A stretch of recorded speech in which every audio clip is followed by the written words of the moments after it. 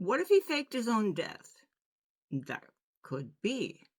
Last night I was watching a movie where this guy, this really rich guy, wanted to transfer his soul into a younger body because his old self was sick. And the guy, the scientist, said, okay, but to fake your own death, it needs to be in a public place. And that set off like a light switch in my head. It has to be in a public place. What about the Charlie Kirk situation? So I started going over things in my head. Right? Charlie starts taking a stance that was a little bit distancing himself from Israel. Then he interviewed certain people that were against Israel, and apparently that pissed off a lot of people. So they invite him to Israel, right? He comes back. They invite him again. He doesn't go this time. Candace Owens and Charlie Kirk both said that he was offered millions not to give a voice or a platform to certain people.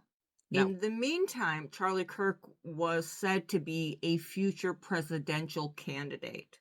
So if he's a future presidential candidate, you can only imagine him slipping through your hands, how that would be a problem. So we get to the day he was shot.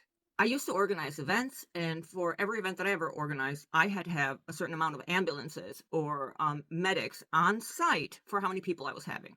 Oddly, that day that Charlie Kirk was shot, there were no ambulances, and his own friends had to grab him and put him in a car to drive him to the nearest hospital. So the weird thing was that a lot of people are saying the shot came from here and came out here. Other people are saying that the shot came here and went through here. Okay, there's that weird thing. So not only there are no ambulances, they get him and they take him away in a car. Next thing you know, you see people that are taking down the cameras that were right there. They never show us the angle from the camera that's behind him that took everything. You have people jumping with their feet on the chair he was sitting on. Literally, this is tampering with the crime scene. We all know from every movie ever that's a no-no. So the doctors say that Charlie died instantly, that even them rushing him to the hospital was useless. Okay. Next thing you know, it seems like it's this professional sniper that took this amazing shot from on top of a roof, right? But then all of a sudden we start finding evidence. The rifle was in a towel, this, that, evidence here, evidence there.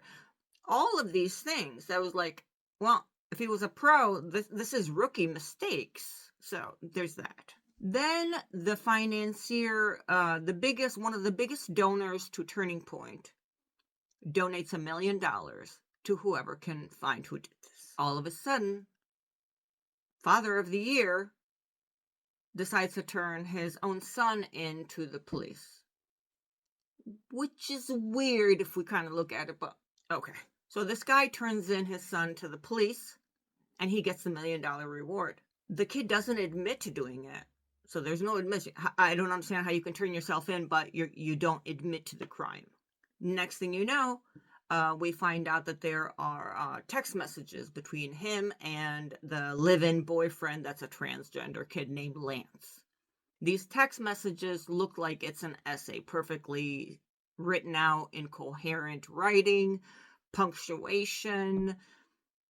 It's just not Gen Z lingo, so there's that. But these text messages are arranged in a way that it almost sounds like this Tyler kid wants to cover up for anyone that could have helped him, right? That's a possibility. Next thing you know, the police saying that this Lance kid is cooperating. All families, everybody's cooperating. The odd thing is you don't see any news crews on site at their houses stalking them like they usually do. Serial killers, Octomom, anyone. Gypsy Road, Blanchard, you name it. Journalists are there in front of you and they're stalking you. These people, no. Not a camera crew in sight. No one is interviewing them. No. Another thing that I found weird, none of these people have regular socials. It's weird. They don't have normal social media. Okay. So they announced Kirk did. When they asked Trump about it, his reaction was to turn around and talk about the construction of the ballroom at the White House. That was weird considering that they were friends. I found that to be odd. Because usually Trump is more emotional towards these things, especially since they had the attempt on him. I want to remind you of the movie. If you have to fake your own death, do it in a public place. Just keep on, remember this phrase from the movie. Then you have Candace Owens that's coming out saying that she has sources that are telling her that at the apartment the week before the assassination, this Tyler and Lance had a whole bunch of cars that were going back and forth from their house. This is all alleged. Candace Owens made videos about it. Then Charlie Kirk's pastor comes out and says everything that Candace Owens is saying is not true, that we're all conspiracy theorists. Okay, but if that's the case, then why didn't Erica Kirk tell Candace, hey, back off, shut the fuck up? You know what I mean? No, they're friends. They have their phone numbers. A lot of times it was Erica Kirk recording the videos of Candace and of Charlie.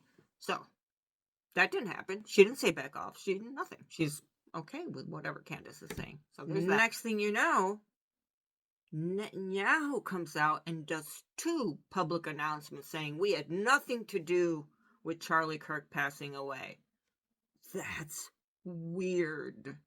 Since when does the leader of a nation come out to address a rumor on social media? A conspiracy, as they call it? What? Not once, but twice. So then we dig into what was going on with Charlie, and he had made it clear, Candace Owens confirms this, that they had offered him money to keep certain people off of his platform. Like, don't talk about this, don't talk about that. And Charlie said no thanks. He did not accept that money. We all know that if they can't buy you out, what's the next thing they do? So what if he was 2 steps ahead and he said, like in the movie, if you're going to fake your own death, do it in public. And the last weird thing that I'm going to tell you about is that if you see one of the pictures of Tyler Robinson, one of the regular pictures that they provided, in the TV, in one of the frames, there's an island. If you go and look at what this island is, it has a place there called Valhalla. Rewind.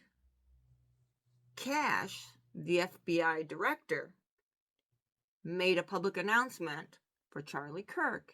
And he says, I love you, I miss you, blah, blah, blah. I'll see you in Valhalla. Now, in Norse mythology, Valhalla is like heaven, right? But hold on a second. Charlie and Kash are not pagans. Charlie is a Christian. He follows Jesus. So why would he say, see you in Valhalla? And then the Tyler Robinson kid has that. Dude. So I'm going to leave you with the quote from the movie. If you're going to fake your own death, do it in a public place.